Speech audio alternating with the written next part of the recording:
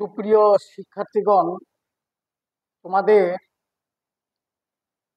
আজকে যে মৌলগুলো সম্বন্ধে আলোচনা করব এগুলো হলো পর্যায় সারণীর একটা অংশ।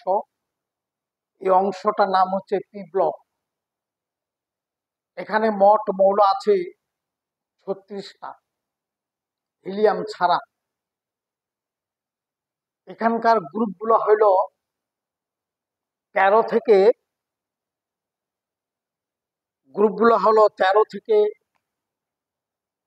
13, 14, 15, 16,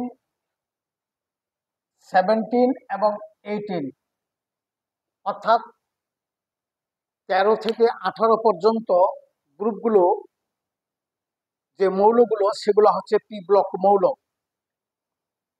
এদের পি ব্লক মৌল বলার কারণ হইল এদের সর্বশেষ ইলেকট্রনটি বাহিরের কক্ষপথে পি অরবিটালে প্রবেশ করে ক্রমান্বয়ে। এই জন্য এরা হলো পি ব্লক মৌল। এরা ধাতব প্রকৃতির, অধাতব প্রকৃতির এবং অপধাতু প্রকৃতির, অর্থাৎ these are metal, non metal, metalloid মিশ্রিত। এই মৌলগুলো খুবই গুরুত্বপূর্ণ বিজ্ঞান জগতে, আমাদের বাস্তব জীবনে। এখন এরা 2 নম্বর থেকে এদের উৎপত্তি 2, 3, 4, 5, 6 এবং 7 পর্যায়ের অন্তর্ভুক্ত। 1 নম্বরটাতে আছে একমাত্র হিলিয়াম। হিলিয়ামটা 18 নম্বর গ্রুপে রাখা হয়েছে, কারণ 18 নম্বর গ্রুপগুলোর সঙ্গে তার সাদৃশ্য আছে। আবার গঠনের দিকে এস ব্লক মৌল, কিন্তু এখানে পি নেই, এই জন্য তাকে পি ব্লক মৌল হিসাবে গঠনের দিক দিয়ে ধরা হয় না, কিন্তু ধর্মের দিক দিয়ে সে নিষ্ক্রিয় গ্যাস, অর্থাৎ পি ব্লক মৌলগুলোর সঙ্গে তার মিল আছে। এই তো গেল পি ব্লক মৌলগুলোর সম্বন্ধে সাধারণ আলোচনা। এবং এরা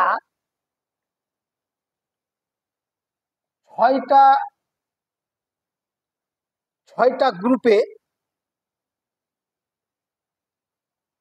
আছে, মোট 36টা, কারণ 5টা পর্যায়ে 1, 2, 3, 4, 5, 6 এবং 6টা করে আছে, 6, 6, 36টা। এই মৌলগুলোর আমরা প্রথমে এই লাইনটা যদি মনে রাখতে পারি, এই ঘরটা 18 নম্বর গ্রুপটা, তাহলে আমাদের পড়াটা খুব সহজ হয়ে যাবে। খালি আমরা মনে রাখবো এখানে 2 যদি মনে রাখতে পারি, হিলিয়ামের পারমাণবিক সংখ্যা, এর সঙ্গে 8 যোগ করলে হবে 10, পরবর্তী মৌলটার পারমাণবিক সংখ্যা। তারপরে 8 যোগ করলে 18, 18-এর সঙ্গে 18 যোগ করলে 36, এই 36-এর সঙ্গে আবার 18 যোগ করলে 54, সেই মৌলটা জ্যানন। এর সঙ্গে আবার 18 যোগ করলে তোমার হবে 86, 32 যোগ করলে হবে, আর এর সঙ্গে 32 যোগ করলে আবার 118, অর্গানেশন। এই মৌলগুলোর ইলেকট্রন বিন্যাস যদি জানা যায়, আমরা সর্বপ্রথমে এই মৌলটা ইলেকট্রন বিন্যাস 1s2, এটা হিলিয়ামের গঠন। কারণ পি ব্লক মৌলগুলোর সাধারণ গঠন হলো NS2 NP6, অষ্টক পূরণ হবে এরা।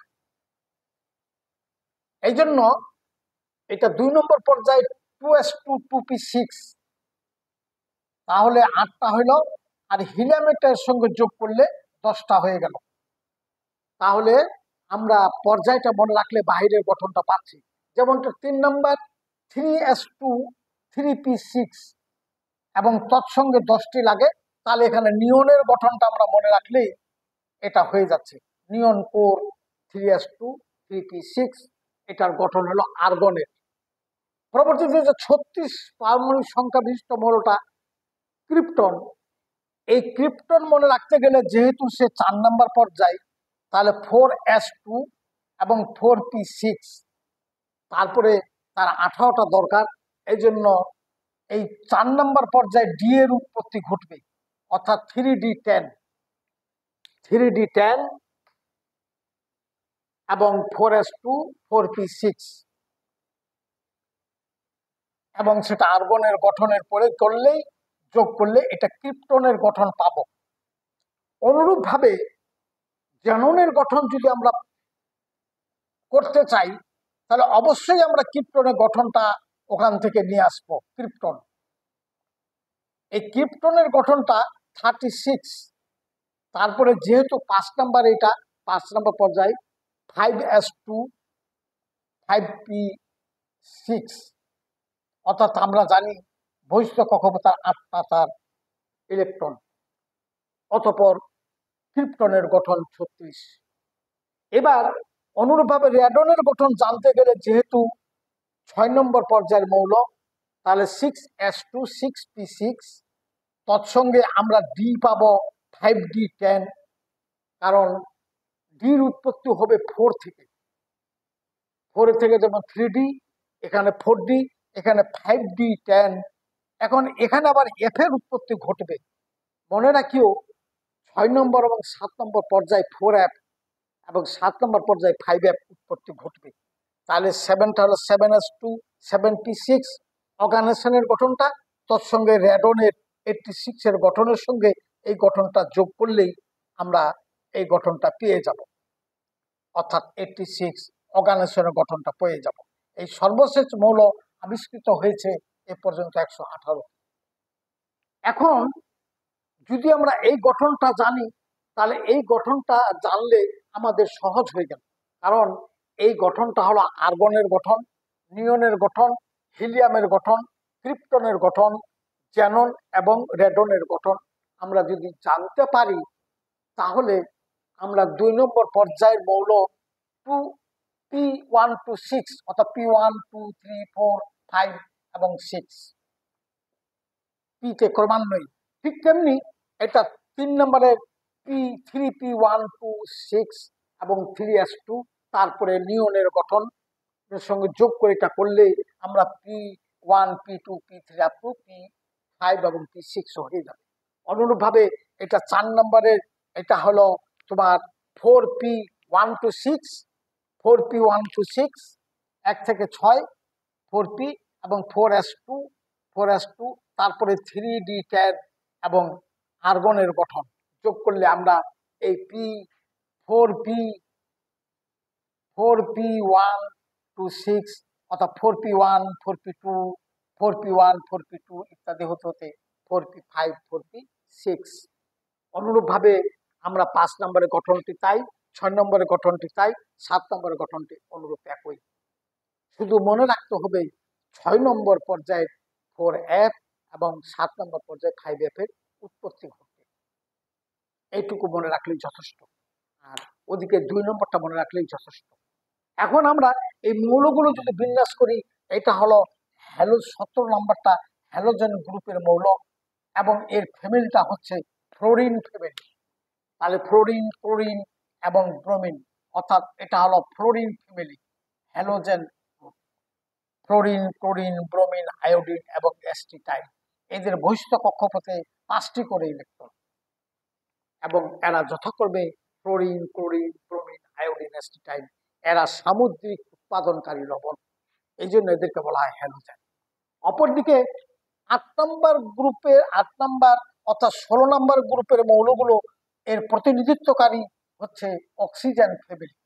অক্সিজেন পরিবারের হলো সালফার, সেলেনিয়াম, টেলুরিয়াম, পোলোনিয়াম, এবং এদেরও ওই 18 16 34 52 84 এবং 116, অর্থাৎ প্রথমে 8 যোগ করলে এটা 18 যোগ করলে 32 যোগ করলে তারপরে 32 যোগ করলে আমরা ক্রমান্বয়ে একটি বলে রাখলে সবগুলো আমরা জানতে পারবো। এবার অনুরূপভাবে নাইট্রোজেনের একই ঘটনা। নাইট্রোজেন ফ্যামিলিতে আছে ফসফরাস, আর্সেনিক, অ্যান্টিমনি, বিসমাথ, এটা হলো নাইট্রোজেন ফ্যামিলির মৌল, এর পরিবারের মৌলগুলো। এবং কার্বন পরিবারের মৌলগুলো হলো কার্বন, সিলিকন,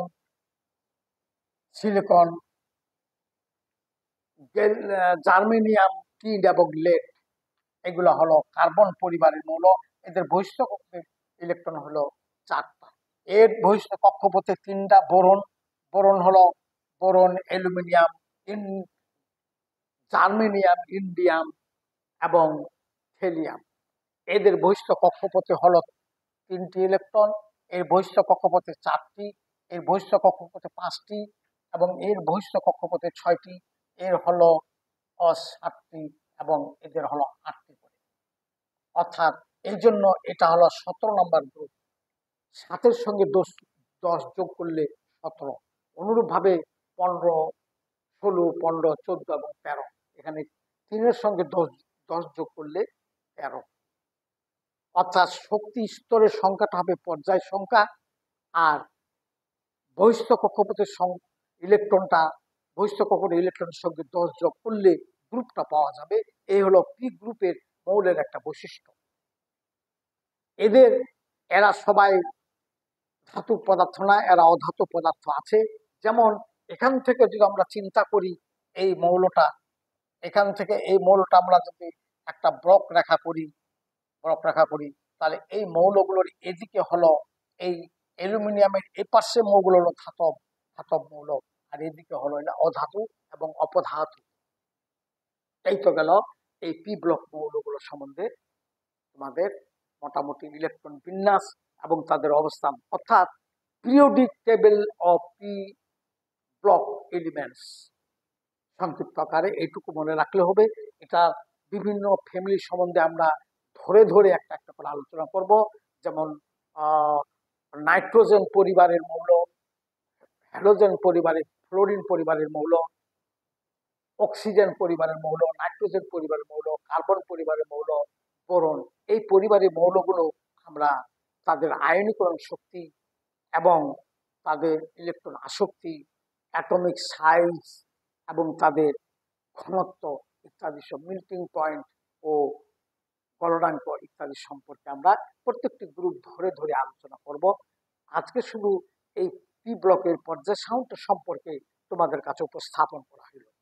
এখন পরবর্তীতে তোমরা এই ধর্মগুলো জানলে তাহলে আরো কিন্তু তোমাদের নলেজটা বিস্তৃত হবে। অর্থাৎ এর পারমাণবিক সংখ্যার উপরে এর physical and chemical properties depend on periodically depend on their atomic number. Atomic নাম্বারের উপরে তাদের পর্যায় সারণীটার ভৌত এবং রাসায়নিক ধর্মাবলী নির্ভর করে এবং পর্যায়ক্রমে আবর্তিত হয়। পিরিয়ডিক ধর্মগুলো হলো গলনাঙ্ক, স্ফুটনাঙ্ক, melting point, boiling point, density of the atoms and তাদের size of the atom, electron affinity এবং ionization potential and size of crystal. তোমাদের সকলকেই ধন্যবাদ।